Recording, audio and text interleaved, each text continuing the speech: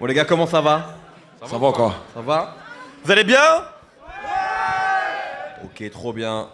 Après il y aura les concerts bien sûr, mais on va avoir cette petite discussion quand même, parce qu'on est avec Guy de Besbar et El Grande Toto. On va parler un peu des liens entre football, entre rap et bien sûr de Coupe d'Afrique des Nations.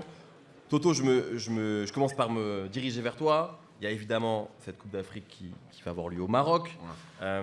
Mais toi, avant de parler de ça, c'est quoi est-ce que tu as un souvenir de la Coupe d'Afrique des Nations? C'est quoi ton premier souvenir de cette compétition? Mon premier vrai souvenir, c'est quand on a perdu contre la Tunisie. Ah ouais? Ouais, ça c'était mon... tu me parles de la Coupe d'Afrique, tu vois, c'est ça qui m'a le plus marqué malheureusement. C'est un truc que vous aviez mal vécu à l'époque? Ouais, je l'avais très mal vécu. Genre, tout le Maroc l'a mal vécu. Après, si tu veux un bon souvenir que j'ai vécu en Coupe d'Afrique, c'est pas forcément avec le Maroc. Je l'ai vécu au Sénégal. Parce que j'habitais au Sénégal quand ils ont gagné. Et j'ai vu comment les gens réagissent. Je voyais des darons, gros, de 60 ans et pleurer. Ils disent, on attend depuis 40 ans. Tu vois, genre, c'est un truc qui m'a vraiment fait kiffer, tu vois, que j'espère pouvoir le vivre dans mon pays, tu vois, avec les gars de mon pays. Inch'Allah. Guy 2, toi qui es le rappeur français qui joue le mieux au foot. Ah, mais si. C'est réel, hein. On va dire, tu le sais.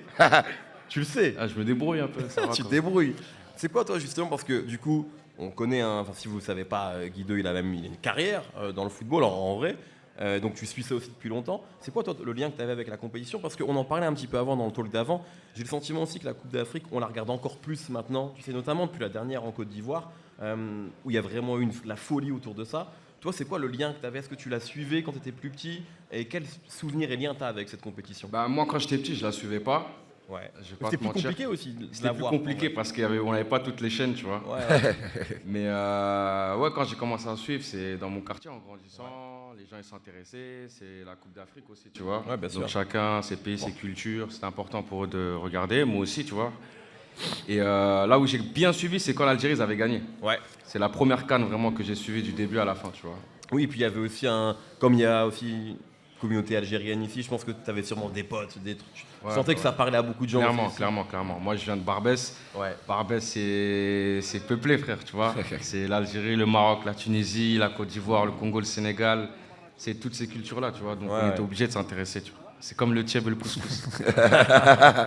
Si on parle aussi, tu vois, du coup, de son, parce que toi, en plus, tu as un profil aussi, je trouve intéressant, parce que tu viens de Barbès, et quand tu as commencé dans le rap, je trouve qu'il y avait un côté très même rap français dans tes influences, ou rap français, rap américain.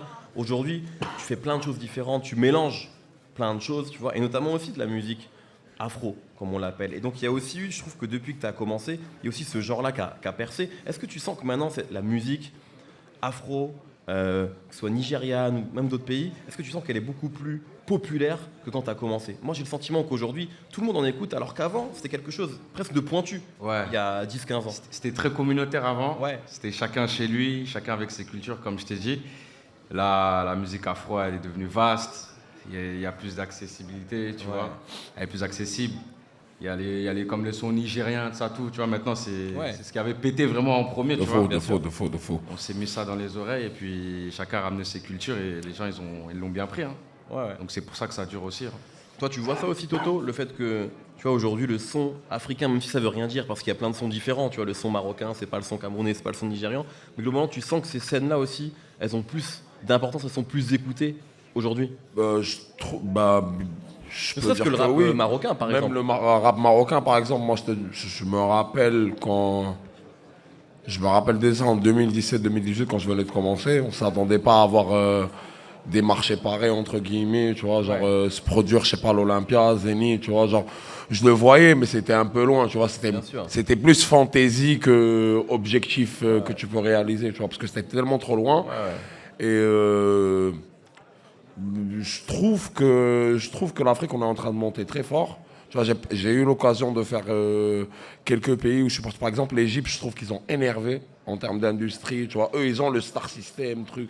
Genre, tu peux être le rookie de l'année, tu peux facilement te faire, je sais pas, 500 balles, tu vois, genre en termes de contrat, tu fais une boisson téléphonique, truc, tu vois. Genre là-bas, ils sont très installés. Je trouve que là-bas, le rap égyptien commence à s'exporter.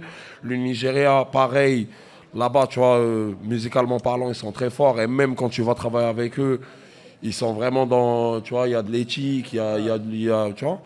Au Sénégal, il y a la Dakar Music Expo chaque année, tu vois. Il y a de la volonté, et il y a surtout le talent. Je trouve qu'il y a le talent et tu sais, je vais redire un truc que Damso il m'a dit, il y a des cycles, tu vois, dans la vie, il y a des cycles. Et je trouve que il y a, tu sais, dans chaque langue, elle a son cycle, entre guillemets, tu vois.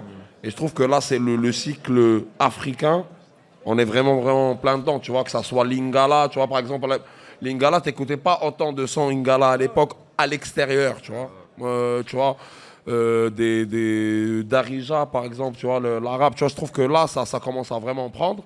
Et, et si vraiment, vraiment, t'es africain, genre 100% t'as l'Afrique dans le cœur, il y a, pour moi, par exemple, pour moi, il n'y a pas de barrière, tu vois, il n'y a pas de frontière, il n'y a pas de, tu vois, je me réveille le matin, j'écoute Binet Diallo, qui est tu vois, Guinée-Conakry, je l'écoute de bon matin avec mon fils, tu vois, genre, il kiffe, je kiffe, tu vois. C'est là mon fils qui m'a fait découvrir cet artiste et je l'écoute depuis ce jour-là. Et c'est comme ça, tu vois, genre, même quand j'étais petit, Kiff No Beat. Ouais, bien sûr. Tu vois, j'écoute et je trouve que là, en ce moment, on est vraiment, vraiment dans une très bonne voie. Et c'est aussi grâce aux collaborations des artistes africains en Afrique et des artistes à l'extérieur, tu vois. Ouais, bien sûr. Genre des collabs entre eux qui font des ponts, entre guillemets, tu vois. Guideux, et d'ailleurs Toto, vous êtes aussi deux personnes vous faites attention à votre style. On peut le dire. J'essaye. Et voilà. Et en plus, en ce moment, il y a un truc aussi qui est intéressant, c'est que depuis quelques années, les maillots de foot, ils reviennent, Ouais. on les met dans le quotidien, Ouais. ce qui n'était pas trop le cas avant. Ouais. Et il y a plein de pays africains qui ont des maillots de fou, parmi les plus beaux maillots de l'histoire. Est-ce que vous avez un ou des maillots favoris, soit actuels, soit dans l'histoire de sélection qui vous En ont fait un peu. Ouais, en Afrique, ouais. Moi, j'aime bien le maillot du Maroc. Hein. Ouais, Maroc. Elle est stylée. Voilà. Non mais, Faites du bruit pour G2B, la famille. Guideux, il a dit ça parce qu'il sait qu'il y a beaucoup de Marocains ce Non, soir. voilà, c'était juste sérieusement, j'aime bien le maillot. Non, il est pas dans la politique, je te connais, il est pas dans ça. Non, il est pas dans celle-là. Moi, je kiffe bien le maillot. T'es un bon. T'as le Maroc 2000. T'es un bon. Le maillot du Maroc 2004. J'aime bien celui du Sénégal 2022. Ouais. Sénégal 2022, il est stylé. Et celui du Congo, RDC. À domicile. Ok. Le maillot blanc, là, il est stylé aussi. Et vous On avait joué un match un partout pour la qualification de la Coupe. J'étais même parti à Kinshasa et tout. Et j'avais ramené un maillot avec moi. Il était très stylé, la vérité. Vous vous souvenez quand même du maillot mythique du Cameroun sans manche? Ouais, Ouais, du monde, wesh. il est très Légendaire Ouais, ça. légendaire. Mais pourquoi c'est banni? Genre, c'est banni Ouais, apparemment. je pense Parce que de base, ils avaient même pas le droit de jouer avec. Ouais, c'est ça. Mais je sais plus pourquoi en fait, mais c'est vrai qu'il y avait. Il a été banni. Parce qu'apparemment, je crois que le message derrière. Je sais pas, Ok. j'avais vu une Ouais, moi aussi, vidéo j'ai vu un sur ça, truc mais comme ouais. ça. Ouais, ouais. Et le maillot du Nigeria aussi, il est bien. Hein. Ah, magnifique. Il a toujours été bien. Nigeria notamment à l'ancienne, dans les années 90, celui de 98 Nigeria, extraordinaire, tu vois. Okocha, tout ça. Là, donc là, la CAN va avoir lieu. Je suis obligé de vous demander votre pronostic. Sachant qu'effectivement, elle est au Maroc, on peut penser que le pays organisateur fait partie des favoris. Toto. Moi, je dis qu'on arrivera en finale. Après, je sais pas ce qui va se passer. Mais si jamais ça passe pas pour nous, je vais être, tu vois, désolé, mais je vais être avec les Galsen, frérot.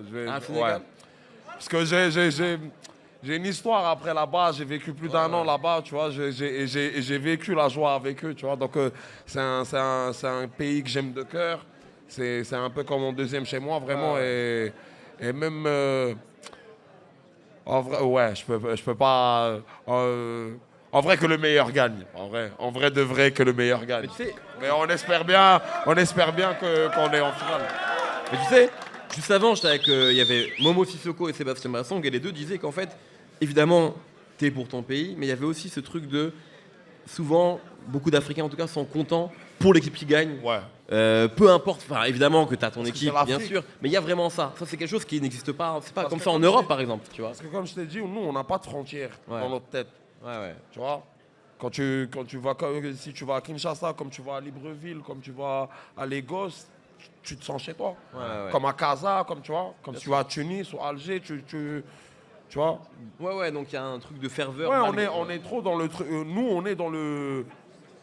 We the same, tu vois, on est le même continent. Tu vois ce que je veux dire ou pas? Après, ça dépend des continents et leur. Tu vois. Je trouve que l'Amérique latine aussi, ils sont dans Ils celle-là. ont ça de ouf, je suis d'accord. Ils ont ça. Je d'accord. trouve que, à part Brésil, Argentine, la vraie guerre, je trouve que l'Amérique latine, ils ont ça. Quand il y a un pays qui perd, ils sont avec un autre pays en mode ouais, on est en bleu, truc. T'es d'accord avec ça, Guido? Ouais, à moi, c'est que le meilleur gagne. Hein. Ouais. Franchement, je dis la vérité, ça crée du divertissement dans tous les pays Ouais. et que le meilleur l'emporte. Hein. Est-ce que toi, il y a. Quand tu étais peut-être plus jeune, est-ce qu'il y a un joueur africain qui t'a fait rêver? Didier Drogba, Drogba? Bien sûr. mon meilleur joueur. Meilleur joueur? Mon deuxième meilleur joueur. C'est qui le premier? R9. R9, évidemment.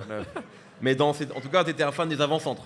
Ouais. R9, Drogba, c'est ça, c'était les joueurs que tu regardais beaucoup quand tu étais plus jeune. C'est ça, exactement. Ok. Quand t'es petit, tu regardes les buteurs, tu regardes pas les vrai. gardiens. Tu vois. C'est vrai.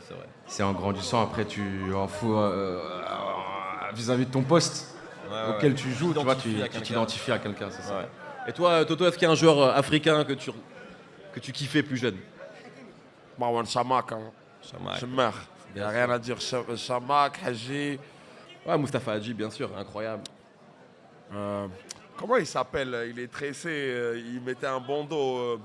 Gervinho. Ah, Gervinho. Gervinho. Gervinho, il était cool. Je pense que cette équipe, elle a fait rêver de ouf, cette génération de Ouais. joueurs. C'était. Ouais. Et j'aime bien, tu sais, quelqu'un que j'ai suivi, genre quand j'ai grandi.